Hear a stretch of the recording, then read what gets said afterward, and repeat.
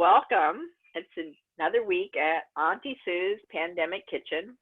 I'm not in the kitchen, but you can see it behind me.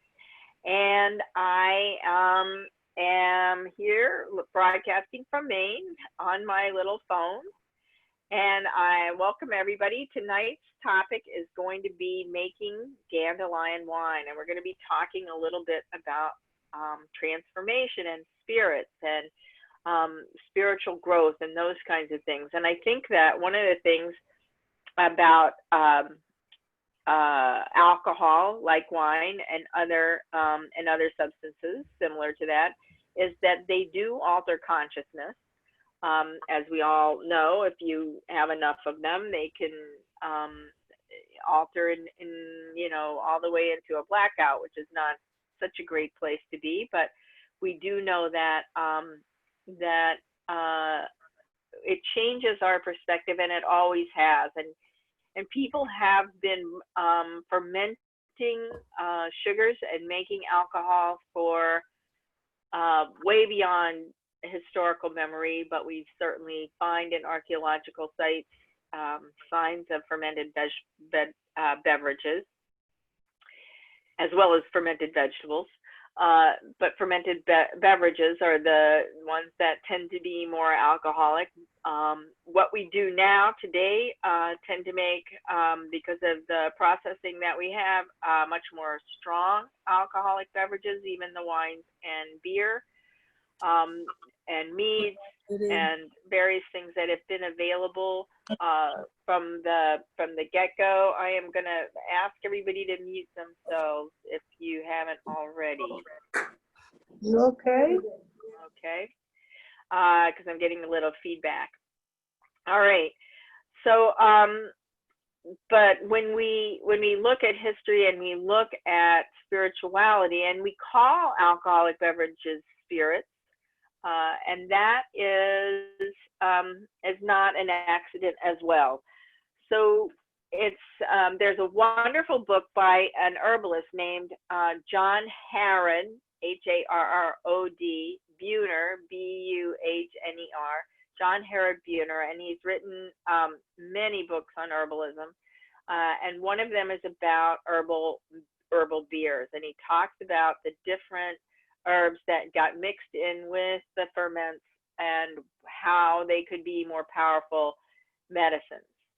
A lot of times now we use tinctures of herbal medicines, and those tinctures are usually made with some form of alcohol. Generally, either people buy 100 proof grain alcohol, or they buy or they use vodka. Vodka's a little less expensive than the grain alcohol, and also a lot easier to get a hold of, and it works just as well. But so when we talk about altering consciousness, we are very uncomfortable with altered consciousness in our culture. And in fact, we are one of a handful of cultures that are uncomfortable with it, predominantly around the world, although we make up our culture has become the dominant culture around the world in many ways because of our economics. And I'm going to ask people to mute themselves because I don't have that functionality on my phone. So please do mute yourself or else we get feedback. And while you're at it, you can also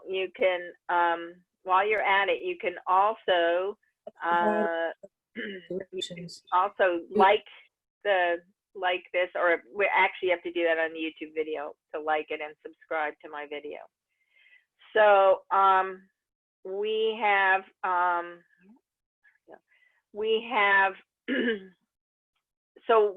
this culture, we're very uncomfortable with altered consciousness.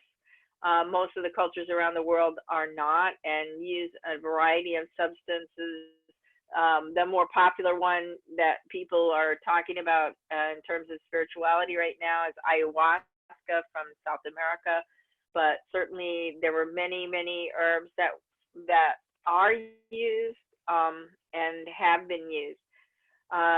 In traditional Chinese medicine and in Ayurvedic medicine, we have roughly 5,000 years about 2,500 years, both cultures have recorded what they've done. And there was a very great civilization in South America and Central America prior to the European invasion, and they also had documented a lot. And I imagine they had a lot of medical documentation or their cures and stuff, but most of that was destroyed by the Spaniards in the colonial period. So unfortunately, it's now an oral tradition passed on from shaman to shaman in Central and South America. But there was a history that went way, way back. We also, and we talked about this last week, we talked about chocolate. We talked about how chocolate and pleasure are also something that we're very uncomfortable with in this country. And there is a deep Puritan legacy running through our culture that is anti-pleasure and anti-altered consciousness. And yet at the same time, there is a huge abuse that goes on. And most of that, I think, has to do with the social interaction. And one of the great books, I was talking to my cousin, was over here today actually, and I was talking to him about another wonderful book that I recommend, which is, if you're interested in addiction, it's a long book, but you can look him up online and just read about it, his rat park experiments. But this was, is a guy's name just went out of my head, but it will come back. But he wrote a book called The Globalization of Addiction, and he, back in the 80s, when all the anti-drug commercials were on TV that talked about how rats would actually drink cocaine-laced water until they died, he realized that rats are social creatures and that they were essentially in solitary confinement when they did this. And so he and a group of other researchers in Canada put together a series of experiments that they referred to as the rat park experiments, where they built a very large enclosure. They filled it full of sawdust and shavings and toys, all kinds of toys for the rats to explore, wheels and tubes and all kinds of fun things for rats. And they put in about 10, I think, they had an equal mix of male and female. And so very quickly they had little rats as well. And the rats all lived together very happily, and they had access to cocaine water and also plain water. And every now and then they would go on a bender or get a little bit of that laced water, but by and large they drank only the plain water. And so they took a group of rats out and put them in solitary cages and gave them nothing but cocaine laced water for about 57 days, a couple of months, nothing but that cocaine laced water. And then when they put them back into Rat Park with the other rats, they immediately began drinking only the plain water. So he kind of, this research calls into question the whole biochemical theory of addiction. And he is not held in high regard by those who are in the addiction field. But his book, The Globalization of Addiction, is a highly well-researched book. And he looks at it not just from his rat park experiments, but also from a sociological and historical and other ways as well. So if you're at all involved in that field, I highly recommend it. But so we have this uncomfortable feeling about pleasure. We have this uncomfortable feeling about altered consciousness, and we have a deep need to numb ourselves from many of the current situations that many of us find ourselves in. And certainly in this last couple of weeks with the Black Lives Matter movement and with reeling still from the COVID-19 and the social distancing, which really puts a wrench in our social contracts as well, we can begin to see this. So that's a little bit about transformation and wines and spirits and how that works. And they have been with us for a very long time, possibly before we were Homo sapiens. Certainly, we have documentation that other animals, if they get a chance to eat fermented fruit, get drunk, birds fall out of the air, elephants, go on rampages when they can break into somebody's hut and get a hold of their alcohol, which they apparently do and have done as well. So it's a very interesting dance that we do with the spirits. So since and that pretty much is going to be what I'm going to say about that.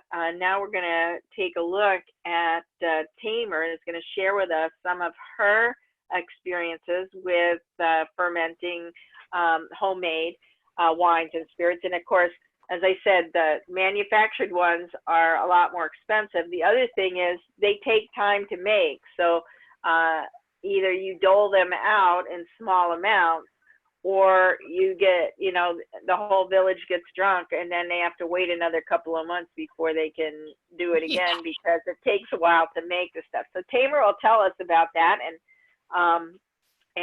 I'm going to turn it over to her now. Okay. The first thing I'm going to say is when you make the wine and stuff, do it in glass or a crock.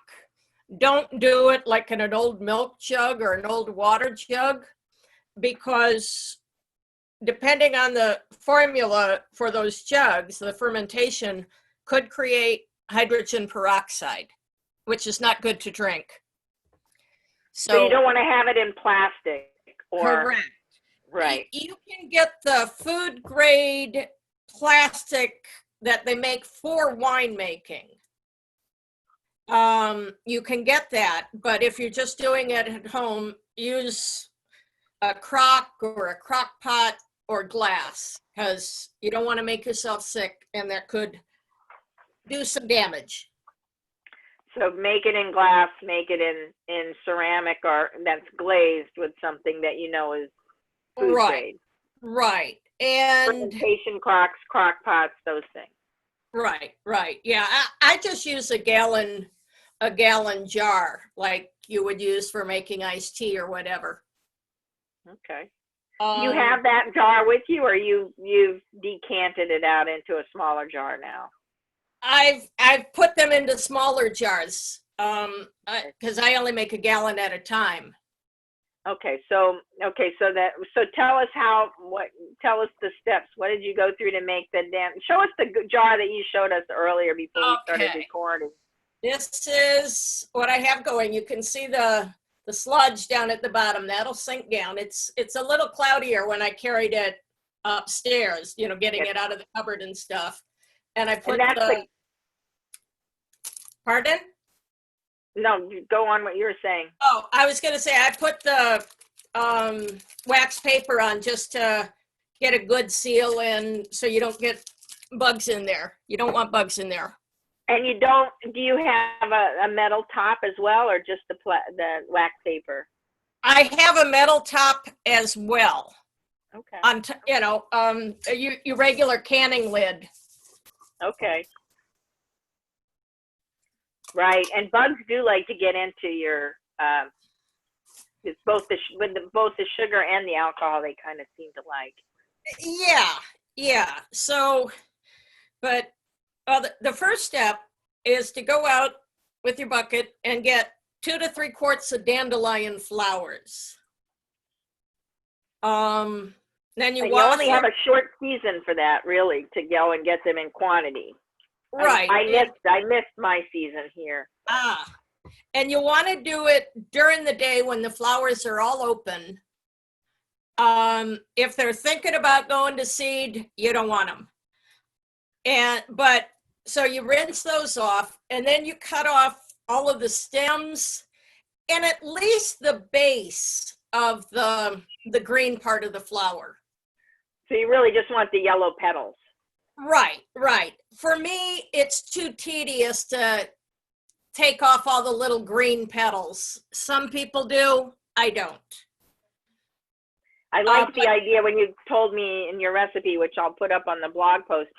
I really liked the way you said about cutting it off, because the one time I did try to make dandelion wine, I didn't have enough dandelions, and B, the pulling the little flowers off was very tedious. But cutting the green part off seems very doable to me. Yeah, I just cut the base of the flower off.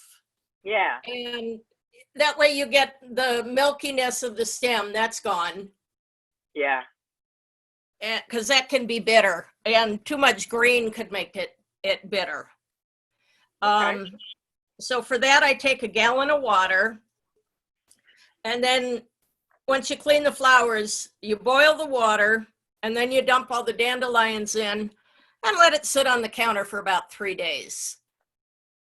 And all you people who haven't fermented, because you know, we've lived by these sanitation standards that every microbiome in the world, we're going to get rid of it.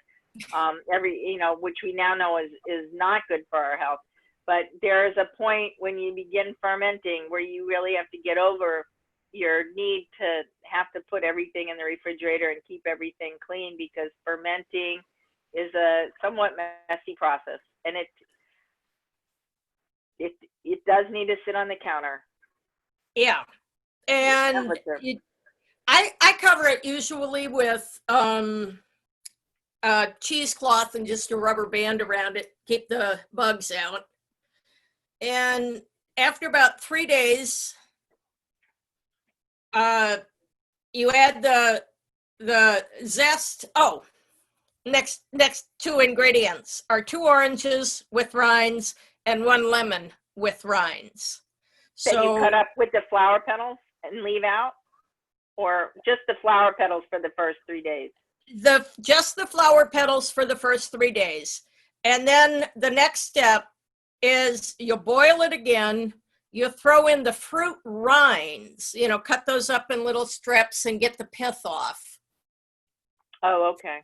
The white part of the fruit, because that's bitter too. So why do you boil it? Why do you boil it? Do you know? Well, because you're going to be adding the sugar. Oh, I was thinking that wouldn't you want the sugar to interact with whatever little creatures are living in it? Well, you do, but you want to melt the sugar. Oh, okay. Now, if you're using honey or agave oil or something like that, you probably wouldn't need to boil it a second time.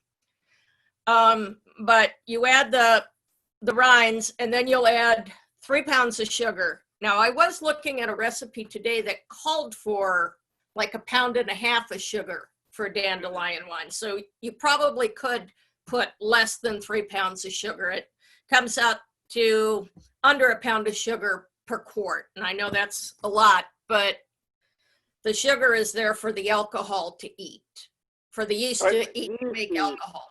Yeah, to make alcohol, yeah. So once you add the fruit, you let it, and you add the sugar, and you let it cool down. Stir the sugar up and let it cool down just till it's tepid. At that point, you can add your 1 packet of yeast. Oh, okay, so you're putting yeast in. Okay. Right. I usually proof the yeast first, but that's just me. I learned making bread, so so you could probably put a sourdough starter in at that point too. You could put a sourdough starter, and would change the flavor. Yeah. Right. It would change the flavor. And now they do make specific wines for wine making or champagne making and stuff. The yeast. Yeah, that's what I meant. I'm sorry. That's all right. I don't tend to do that just because I have bread yeast around, and that works well. Right. I think yeast is yeast. Yeah, it's not as fine, and now this last batch I made with prunes. You're going to add a pound of fruit in. raisins, prunes. I'd really like to try apricots. I think that would give it a lovely flavor. And you put that back on the counter once you get the sugar in, and you let it cool and cover it back up with the cheesecloth and let it sit for about 2 weeks. And guys, 2 weeks on the on the counter. Things are growing in it. That's what you want. yeah, you can put it up in the cupboard if you don't like looking at it on your counter, in a cool, dark cupboard. But I don't mind it on the counter. I'm fine with that. And I don't have a lot of company, so nobody's here to object to it. And Lois is used to my science project, so it's okay. They are science projects. I'm telling you, I have a much better understanding of the virus and epidemiology because of the fermenting that I've done, and because I've gotten to know various colonies of microorganisms over the years as I've done fermenting. Right. But yeah, so you let it soak for about 2 weeks with all of that gunk in it. The fruit and the raisins and the lemons and the oranges. And then at the end of 2 weeks, you put it in the quart jars, or you can leave it in your big jar, but you have to either get a vapor lock or put like a latex glove or a balloon on top, because at that point with the yeast, you're going to be producing gas. And so you want the gas to get out. That's just yeast burps. Right. And the nice thing about those mason jars, can you show us your mason jar again? The nice thing about those is, you can leave them a little bit loose, and that's going to get the air out. And you can, smells good. Yeah. And the other thing is that those jars tend to, they can burp themselves. They tend to be more likely to burp themselves from the lid than to blow up on your counter. And this is why you want to have you don't want to have anything tightly sealed when it's making gas like that. And yeah. This is one reason why that a lot of the fermented foods that we get don't have the probiotics in them, because in order to have a shelf life, they have to kill most of them, because otherwise they would have things blowing up on the shelves at the grocery store, and they don't like that at all. People frown on that. Yeah. But, so you strain it out, you put the balloons or a latex glove or whatever, and that'll go for about 2 weeks, and just let the air out of the balloon or the glove or whatever you're using. And when you can go for a whole day with the balloon not getting air in it, then it's safe to put it in the jars. And you can strain it out again at this point. You're going to get sludge in the bottom. You just are. That's just pieces, parts. You're just, that's why originally on wine bottles, why they had the dimple in the middle with the shoulders, with the rim on the bottom, is for the sludge to go down and sink into that, so it wouldn't be in the bottom of your bottle.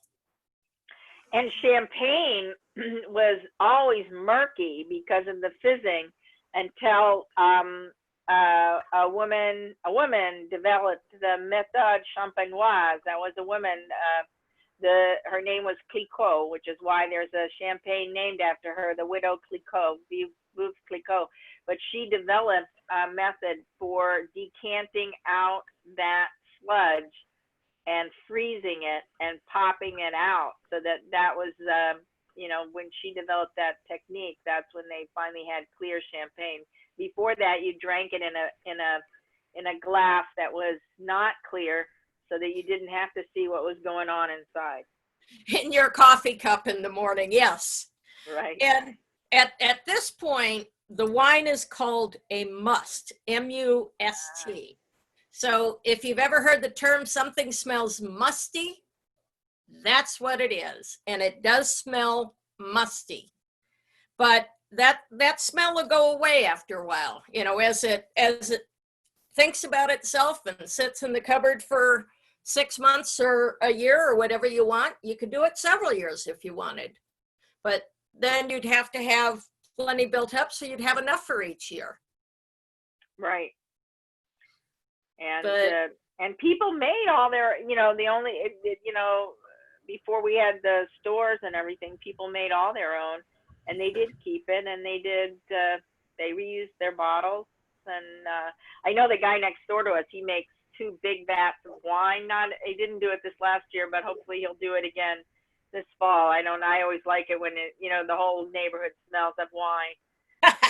But he makes 2 big vats, and then he stores them in barrels, but he puts it into the Pellegrino bottles, you know, with the screw top. So if, you know, if usually I'm lucky enough to get a gift of a bottle or 2 during the year. He'll usually at Thanksgiving, he'll fill up a couple bottles for me and give them to me for, you know, our Thanksgiving dinner. So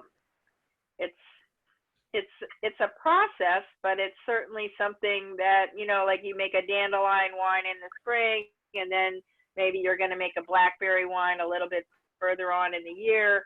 It's certainly a lot of different kinds of things. So go on. I think I interrupted you before you got to the wine stage. You're at the must stage, which is the jar that you just showed us, correct?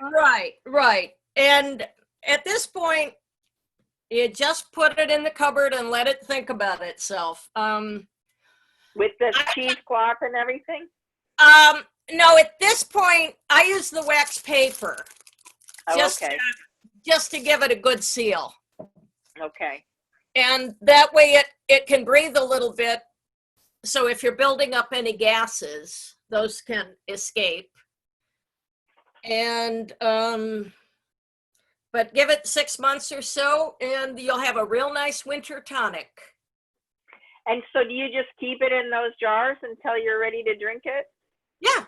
Yeah, I do. I mean, you can take it out after a few months and strain the sludge out of the bottom if you wanted.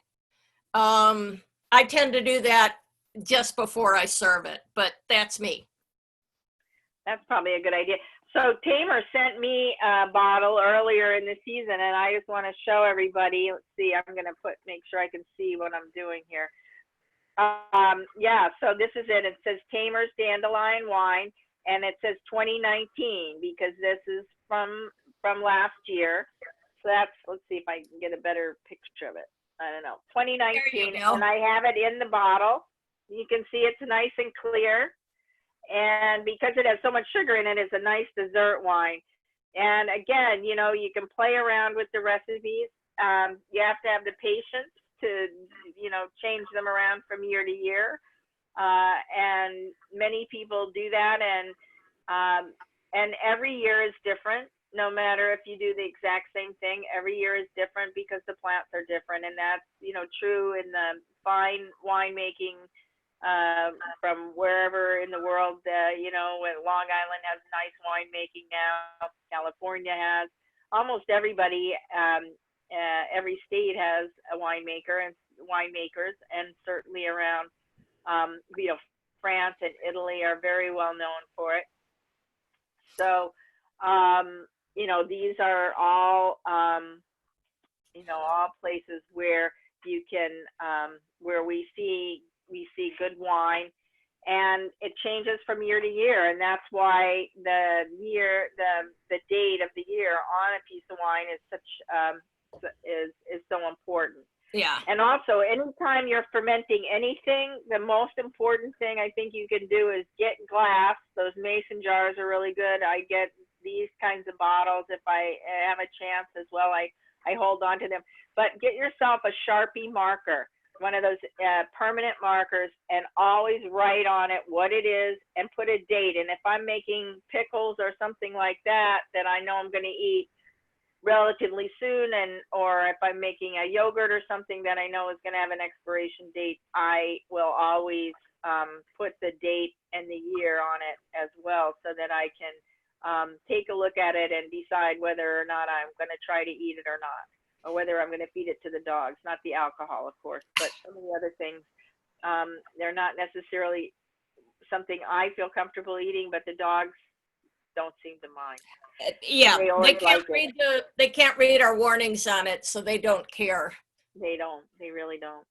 So But, that's kind of nice. But yeah, and they love it. And all of these things, well, alcohol is not really full of probiotics because the alcohol, of course, kills many of the germs, which is one of the reasons why it was also prized, was because it did have that ability to, if you mixed it with water, or if you drank it instead of water, you were less likely to get disease that was carried in water when people didn't have clean water. So it's been very transformative. Those of you who make kombucha, the yeast makes, kombucha is made with something called a SCOBY, which stands for symbiotic culture of yeast and bacteria. So these are little friendly colonies where the yeast and the bacteria live together as friendly neighbors. And what happens is that the yeast eats the sugar and turns it into alcohol, and the bacteria then transform the alcohol into vinegar. And so this was why Louis Pasteur was so famous, was because he figured out how to get rid of the bacteria so that the wines didn't turn to vinegar. right, so they didn't have to boil them. They didn't have to boil them, right. Right. So, yeah, so this, and this is, you know, it's a living food. In a sense, it certainly came from life. It has spirit in it, and it has spirit when we drink it. And I think one of the things that I found when I was researching my book is that when we metabolize carbohydrates in the form of starches or in the form of vegetables and fruits, when we metabolize proteins and when we metabolize fat, that all has to be metabolized in the digestive system. But alcohol goes 10%, or like 10% of the calories in alcohol goes right to the brain. And my thought about that in terms of herbal tinctures is that when it does that, it also somehow delivers the herbal spirits and essence and power, the power of those herbal remedies directly into the nervous system as well, and therefore you get the good effects that you get from those kinds of things. And again, part of the reason why herbal medicines are not marketed as much is because they don't have the shelf life that the pharmaceuticals have. They may be just as good. They may actually have some better effects. But you may need a little bit more of them, but you're less likely to be hurt by them. I know I have one of the herbal tinctures I keep, and I buy mine from Avena because I like the way she grows things in her garden. And she grows 70% of what she uses in her own gardens on 5 acres in Rockland, Maine. Huh. Yeah, and she, I have her willow bark tincture, and I use it whenever I would use aspirin. Yeah. Yeah, and the thing about when aspirin is the salicylic acid has been distilled out of the willow bark, and that can be irritating to the stomach. But when you have the whole willow bark, there is another compound in there that is soothing to the stomach. So you never have to worry with willow bark about having any of the stomach issues that you would have with aspirin. So there's our little lecture on spirits. I think, did we get all the way through to the making of the wine, Tamer? I think we did, right? Yeah. It's. And I showed you the bottle. I want you to see the wine and see how clear it is. Look at that. Isn't that nice? It's delicious too. I have a question. Okay, I'm going to open it up for questions now. What is the proof of that wine? Like regular wine's about, I guess, 30 proof or 15% alcohol. What is your wine? I don't have any way to test it. Well, when Yeah, you drink it, can you compare it to the buzz you get Yeah. from the other wine? I think I it's would- about the same. It's certainly not like a fortified wine. But it's not 3-2 beer either. Oh, good. So I think it's a pretty standard. It feels to me like brandy, but it could be partly the taste. The Yeah, problem with measuring alcohol, so you can measure a lot of things pretty easily, but to measure alcohol, you need some special devices, and you need to measure before and after the fermentation process, and it is a lot of bother. So if you are going to sell what you're making, then you need to know. you have to measure it. You need to know. But if you're not going to sell what you're making, give it to friends or drink it yourself. You can just go by, you know, oh, this is a good one, or maybe this is, you're going to have to go by your own sense.